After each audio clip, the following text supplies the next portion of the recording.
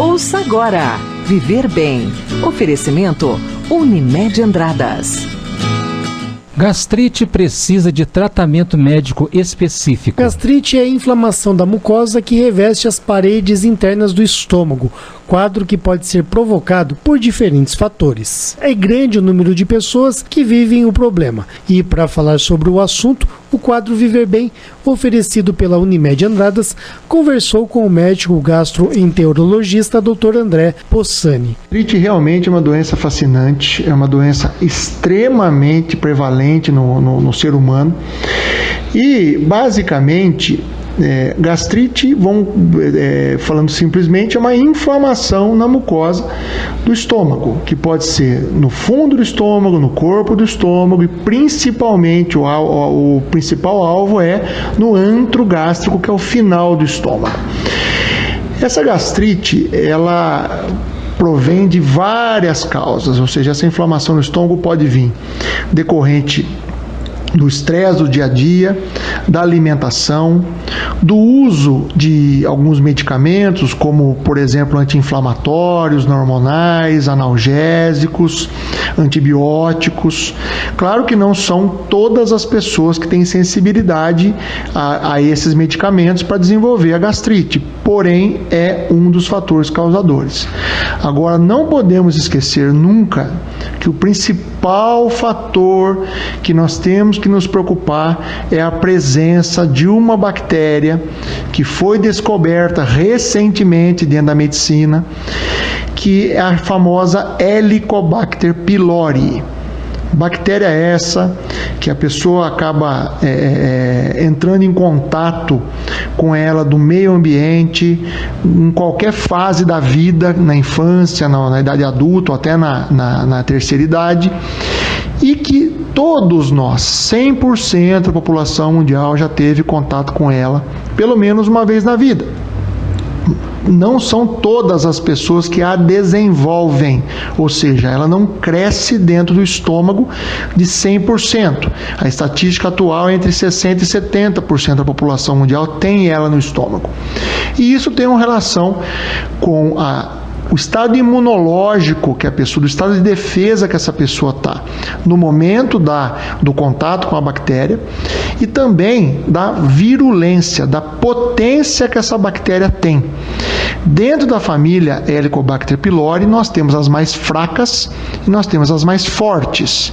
Se você entra em contato com a mais fraca, a chance de você desenvolver ela no estômago é menor, porque o seu estado imunológico estando bom, estando apto, você acaba combatendo a presença dela e criando anticorpos contra próximas infecções, próximos contatos.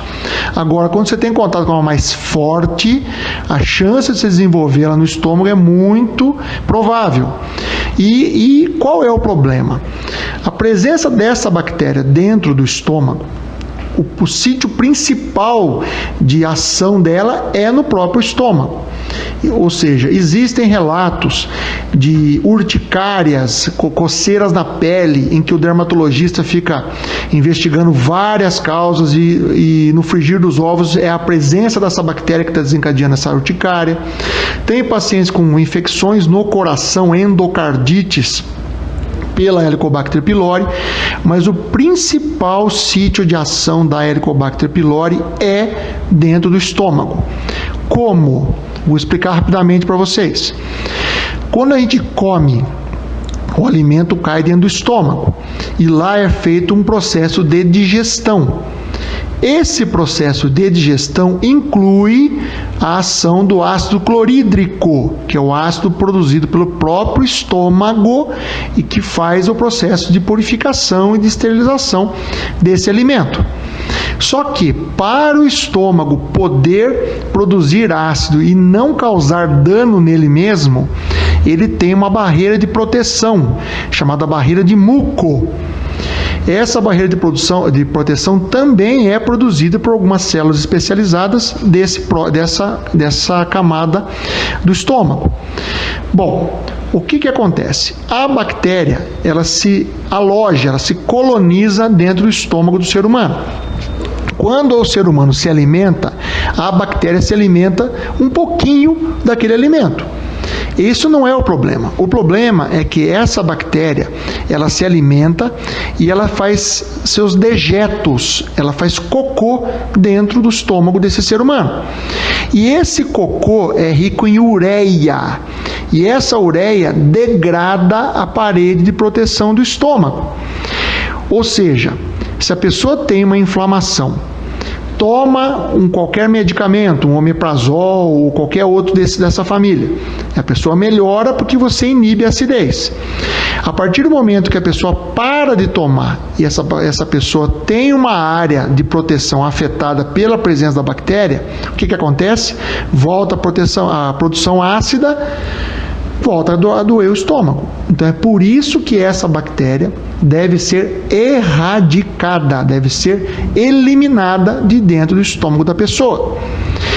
O tratamento dessa bactéria inclui, além dos próprios omeprazol e todos os demais familiares do mesmo, o uso de antibióticos. E às vezes as pessoas até estranham: doutor, é tudo isso de remédio, doutor, tem que tomar 2 tipos de antibiótico. Sim, foi feito um estudo e ainda é alvo de estudo amplo dentro da medicina mundial, o tratamento de 100% de erradicação dessa bactéria.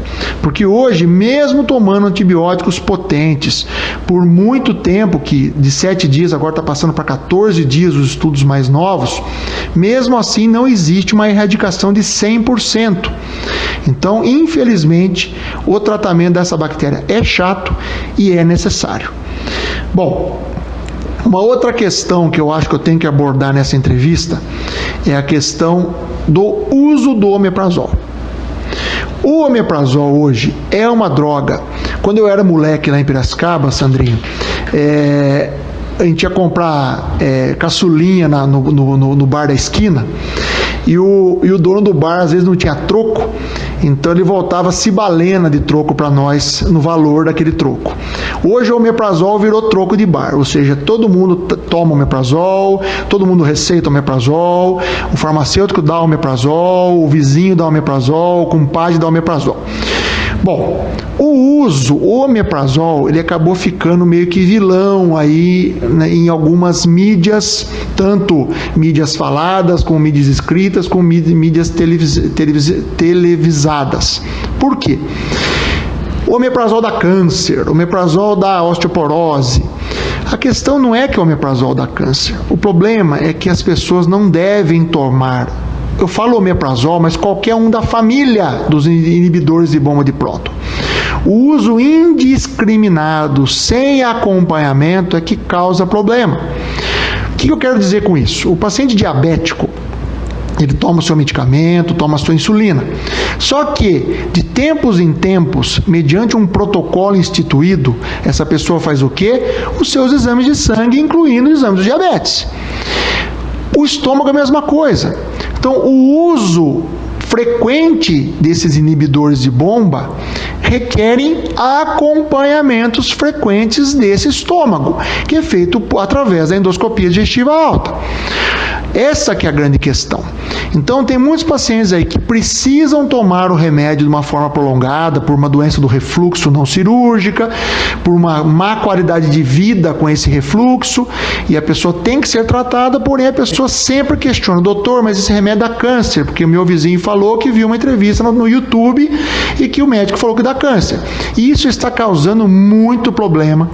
As pessoas estão sofrendo com isso, porque a pessoa para de tomar por medo de uma doença e acaba se prejudicando pela doença que já tem. Então, gente, quero deixar muito claro aqui: o omeprazol, como qualquer outro da família, não é causador de câncer. O omeprazol pode mascarar doenças e o omeprazol usado indiscriminadamente pode predispor à formação de alguns tumores carcinoides, mas essas alterações na mucosa que o omeprazol pode gerar são detectados por endoscopias. É por isso que a endoscopia é hoje um exame obrigatório de rotina para tratamento de doença digestiva.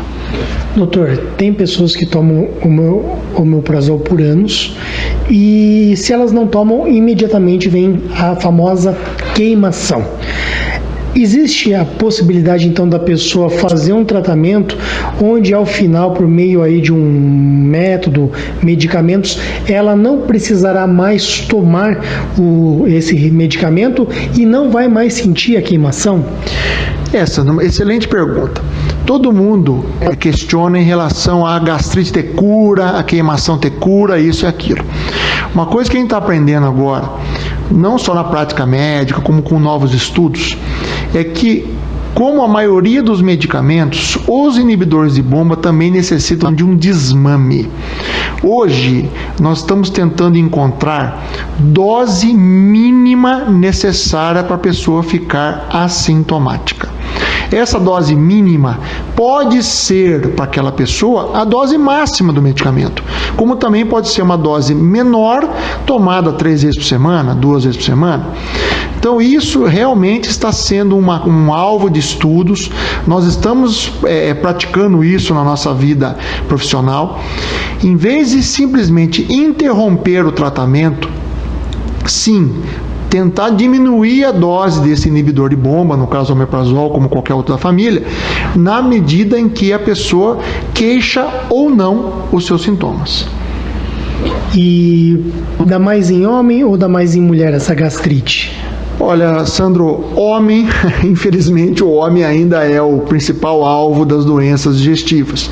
Só que com esse estresse, essa loucura que está na nossa vida ultimamente, incertezas e necessidades, e a mulher, quanto mais ela está entrando na vida profissional, no ranking de serviços e tal, a mulher também está se afligindo. Claro que ainda o homem é prevalente. Agora, a relação entre má alimentação e gastrite, o famoso lanche, pizza, churrasco, refrigerante e etc. Olha, Sandro, não só para gastrite, mas para praticamente doenças digestivas de um modo geral, doenças cardiovasculares, doenças osteoarticulares, doenças demenciais, doenças neurológicas, o fast food, a alimentação não regrada, a vida não regrada, infelizmente isso ainda é uma cruz, é um problema, porque cada vez mais a nossa vida está corrida, cada vez mais o fast food é uma realidade e cada vez mais as pessoas estão adoecendo, não pela comida, mas sim pela vida desregrada que estão tendo. A necessidade profissional às vezes está atrapalhando a vida, a saúde das pessoas. Existem pessoas que são magras e que se alimentam mal. Essas pessoas estão sujeitas a essas doenças ou magreza, digamos assim, é sinônimo de boa saúde? Não. A magreza é muito do metabolismo da pessoa. É claro que a pessoa magra, ela vai ter algumas doenças em menor frequência, como por exemplo osteoarticulares, doenças da coluna, doenças que envolvem o esqueleto devido ao peso. Agora, essa pessoa pode ter aterosclerose, pode ter doenças demenciais e principalmente pode ter doenças digestivas como qualquer outro ser humano, estando em contato direto com alimentos não nutritivos. Ver bem. Oferecimento Unimed Andradas.